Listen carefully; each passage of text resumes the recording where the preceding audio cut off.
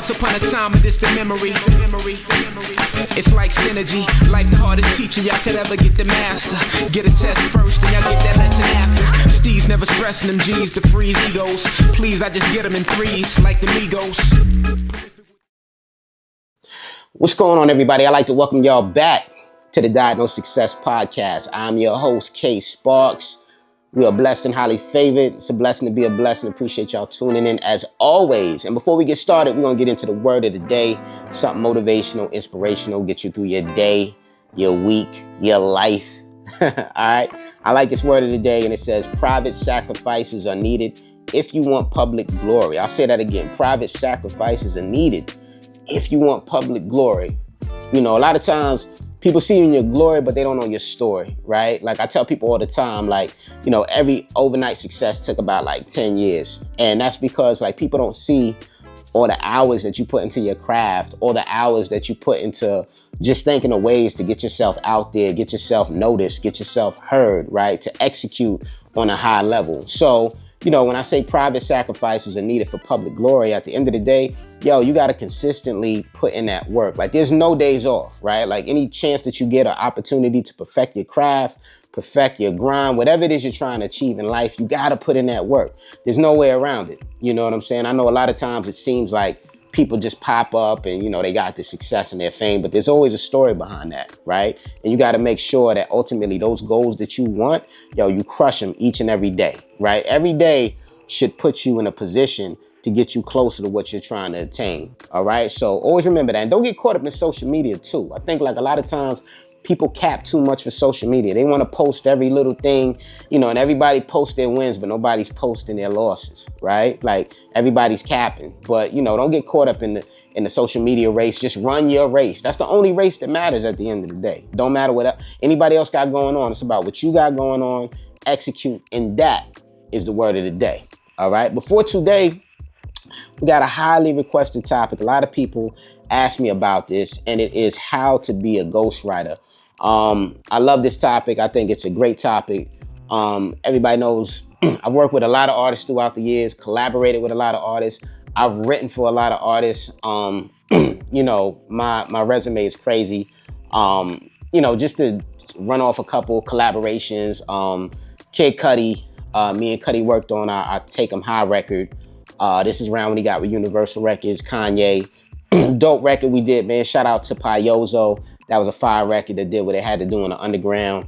Also, shout out to Rapsody, crazy lyricist. You know, me and Rap did a single for my Diagnosed Success album that I put out. You know, so big shout out to her. Big shout out to Laws, too, because he was on that record as well. Who else, man? Another collaborator, DJ Envy. Shout out to DJ Envy, Breakfast Club. Envy put out his audio Uprising album, and I did a track for that called Watching Me, which was fire. Shout out to my brother Cursor. He produced that record as well. Who else, man? The list goes on of collaborations I did, man. The Temptations, Universal Records, you know, put out their 60th anniversary. Did some work with them for that as well. Who else, man? Shout out to Nick Cannon. I did a track called Needs versus Wants for his Wild Style project, which was interesting because that's before Wildin' Out was even a thing, right? Nick was working on a Wild Style project, and we put that out, which was fire. Who else, man? The list goes on and on. I mean, you know, shout out to Loaded Lux, did a track with Lux called Feminization. Sean Price, rest in peace. Me and P did a crazy track, man, as well. And, you know, I'll put some links to some of these tracks down below so y'all can hear them. But, you know, I just say all that to say is like, I've been blessed enough to collaborate with a lot of dope artists throughout the years. And I've written for a lot of artists as well, some that you'll never know about because that's just the nature of the business, right? Like NDAs are what they are. Ghostwriters get paid and compensated very well to write these artists, you know, write these songs for these artists. And it is what it is, you know. But, you know, we're going to get into basically what is a ghostwriter, the pros and the cons. And if some of y'all are interested, you know, how to actually get into that particular field. So we're going to break it down. What is a ghostwriter? A ghostwriter is basically somebody who pens records for other artists. That's essentially what it is in a nutshell.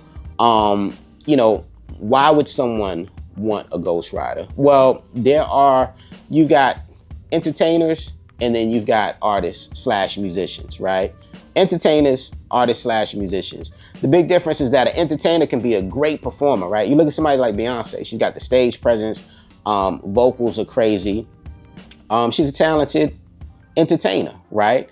But a lot of times when you have great entertainers, that doesn't necessarily mean that they're great writers, right? So someone could be a great vocalist, they could kill it, be nice with it, but they might need some assistance from somebody else who's got a crazy pen game to write some phenomenal records, some phenomenal hooks, and that's where the ghostwriters come in. So when you have a great entertainer with a phenomenal writer, that's a perfect marriage, right? Because everybody benefits, right?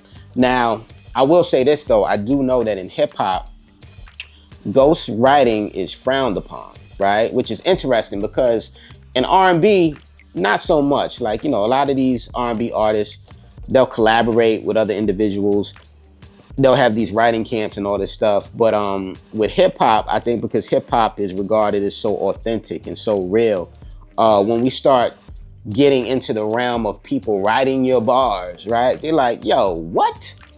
You know what I mean? Like hip hop heads ain't trying to hear it because, you know, hip hop is supposed to be raw. It's supposed to be genuine. It's supposed to be authentic. So, you know, if you're talking about you're a dude from the streets, right, and you bout that life, and people feel your music, they feel betrayed. They're like, yo, this dude ain't really like that, right? He got a ghostwriter. So, you know, that's the interesting thing about ghostwriting. Like it's lucrative and it's a great career, but at the same time, it can be frowned upon in the hip hop community, right? But at the end of the day, hey, ghostwriter gets paid and the artist is selling records so they could care less what you think. You know, to be perfectly honest with you, right? But let's break it down further because I made a couple notes right here, right? So, you know, when we talk about the benefits of being a ghostwriter, right? Let's go with the pros, all right? You don't have to be famous, right? That means that you have the ability to walk down the street like a normal person. You can go out with your family. You can go to the supermarket, you can go to the movies, you can go on vacation, and you don't have to be mobbed by people because most people won't know who you are, right? And you got a lot of people like that where they don't care about fame, right? They care about getting their craft out there to the world, you know, and they're perfectly fine with other people taking the shine while they get paid on the back end, right? So that's the deal. The main thing is that, yo, you don't got to be mobbed. You can live your life like a normal person. And you know, the second part is that you can do it on your own terms, to be honest with you. Like, ghostwriting is something where if you want to do it full time, once you build up a name for yourself, you got enough credits, you got enough clients that want you to write for them, yo, you could do it full time if you want, or you could do it part time. You know, to be honest with you, if you don't want to do it on a full time basis and you just want to get some bread every now and then, you could do that too. So that's a big pro to it, right? Now, one thing that we're going to talk about is the first step to being a ghostwriter is that your pen game got to be on point, right? You can't just like wake up today and say, yo, I want to be a ghostwriter. I want to do this. Because if you suck, you suck, right? Like, yo, let's keep it a stack. Like, your pen game got to be elite to the point where your records are that dope, your lyrics are that fire, that people actually want to compensate you for that. So that's the first thing I would say is that if you want to get into this field, work on your craft repeatedly. And when I say repeatedly, I mean, yo, go hard at it. Write till you can't write no more. You know, every day you should be writing, practicing your craft, writing hooks, writing bridges, writing verses, right? Like, you know, making sure that you got different type of flow patterns, different type of cadences, like, because when you're doing these records, you want to make sure that they stand out because there's a lot of people doing this, right? So what makes the records that you write so much better? So that's key, right? You got to make sure that you perfect your craft, all right? I would say step 2, and you know, I'm reading off some notes here that I made too. Build your tribe, right?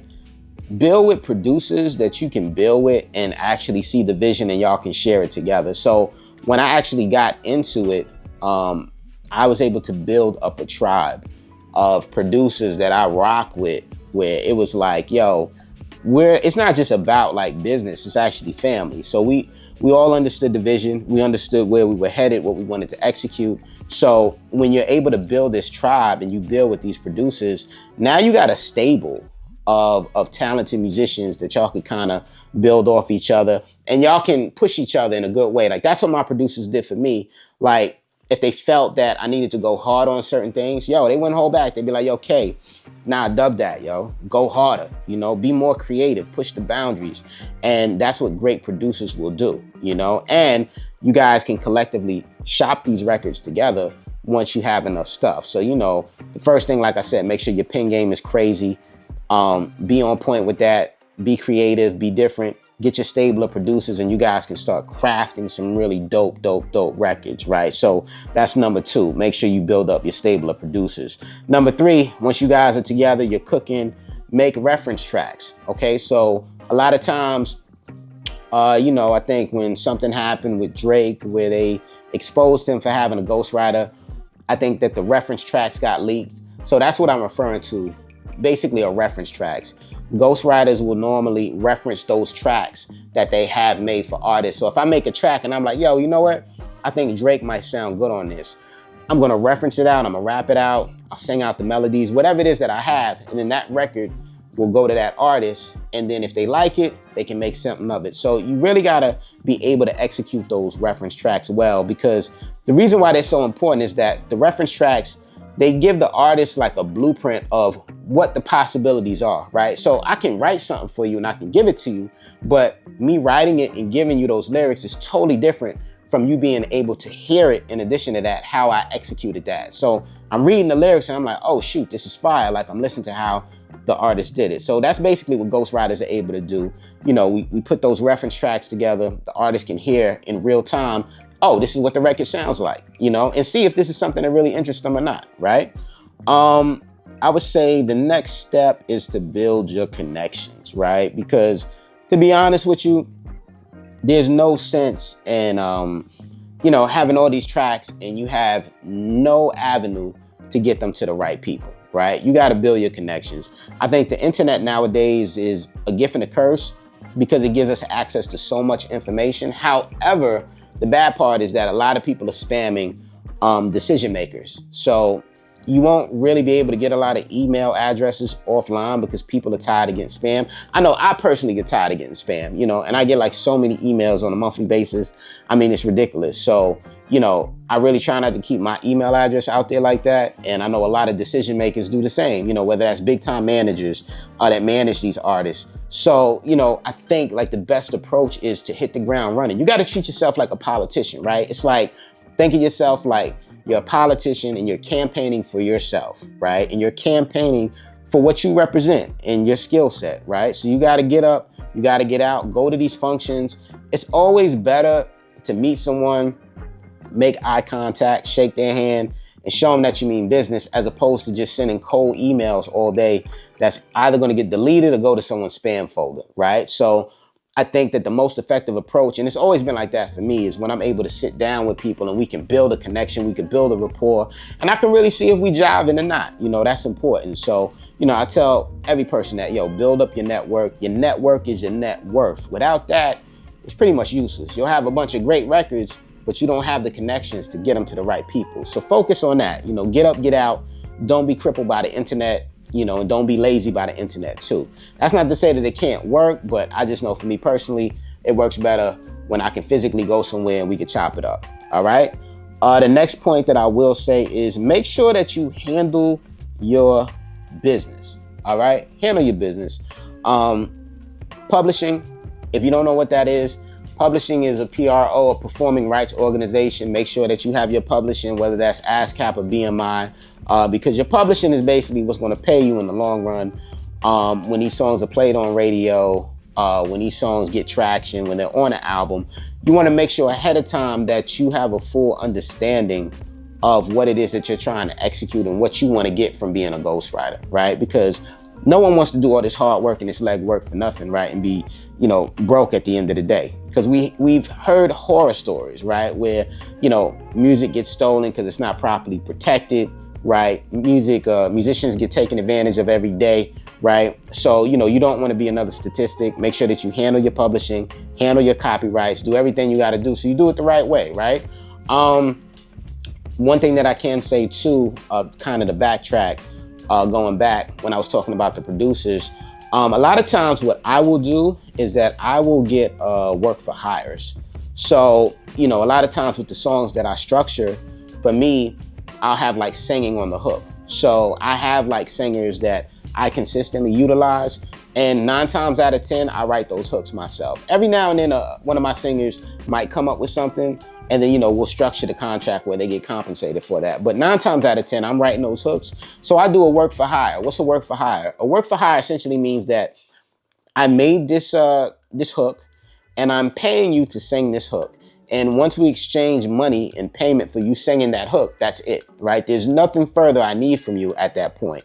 So I do a lot of work for hires because I write not only my own raps, but I write my singing hooks as well. So I really don't need somebody to come and, make hooks necessarily, because I'm self-contained in that regard, right? So, looking at getting a great work for hire, right? Like, I think that'll be good for a lot of you guys that want to get into this, that are good. And if you have producers already, get some singers on board too, that you have a good relationship with, that you can kind of make an alignment with what you guys are doing with your project. I think that'll be a dope thing. So don't forget to do your work for hires as well. All right. One thing I will say too is that sometimes you got to take a loss to get a win. Everything won't always go your way, especially out the gate, because you got to prove yourself in this industry, right? So, sometimes something might not be 1,000%, but maybe it might be 800%, right? Meaning that it's not completely what you want, but it's not a complete washout either, right? Like, I remember there was a story where they were talking about Devante from Jodeci. And Devante, basically, when Jodeci was huge, he had the basement, and he did a lot of production in there. And down in that basement, before they were even famous, he had artists working with him. And some of those artists were like Timbaland, Missy, Genuine. And from the stories that I heard, allegedly, right, I can't confirm or deny because I wasn't there myself, but from what I heard, Devante would shit on them a lot. Like, he didn't treat them very well in that basement. It wasn't a great or healthy working environment, and there was a lot of stuff that went down. So, now fast forward, when you look and you see where Timbaland is at, where Missy's at, these cats, they really did their thing over time, so even though, whatever happened during that juncture ideally wasn't the greatest, they went on to become phenomenal talents in the industry. So I say that to say, sometimes you got to take a loss to get a win. In this industry, I work with some amazing people, and I work with some real pieces of shit. I ain't gonna hold you. You know what I'm saying? So it's gonna be those times where, you'll have to balance the scales and figure it out for yourself. But as long as you have a plan, you know what you're doing, you're focused, it'll always work out in the long run. All right. So, I pretty much just laid out a couple of those points, so just to rewind, to make sure I ain't forget. Step 1, perfect your craft. Don't be writing no bullshit. Make sure that your pen game is crazy. It's elite. You got some fire hooks. You got some fire verses that are ready to go. Build up your stable of your producers, your team that makes tracks. It could be even musicians that do live music, work for hires like singers. Build up your stable, make those fire reference tracks. Build up your solid connections, right? Get your solid connections, get them ready to go. Start getting the stuff out there. Handle your business. Get your publishing, copyrights, all that together. And spin the block, man. Do what you got to do, man. That's pretty much it in a nutshell. I ran through it like real quick. I didn't want to really belabor the point, to be honest with y'all. Those are the basic things, in my personal opinion, that have worked for me, that I wanted to share with y'all, right? Because I think at the end of the day, that's what it's about. We got to empower each other. And that's the beautiful thing about this podcast. I can drop some gems like that, right? So, shout out to y'all. If y'all have collaborated with other artists, was able to get songs to other people, I want to hear about it. You know what I'm saying? Or after you listen to this podcast, if you're able to do that as well, I want to hear about it. So, sound off in the comments below, man. Make sure to like, subscribe. Y'all know what it is. Until next time, peace. Here's 3 reasons why you should hire a sync agent. Number 1, less competition. Sync licensing companies normally have thousands of artists, but sync agents normally 30 to 50, which increases your chances of being heard as an artist. Number 2, bigger payouts. Since there's less competition, your music is more exclusive, which increases the value of your songs. Number 3, access. Sync agents have less artists, which makes it easier to reach them if you have issues or opportunities. Make sure to follow for more music licensing tips.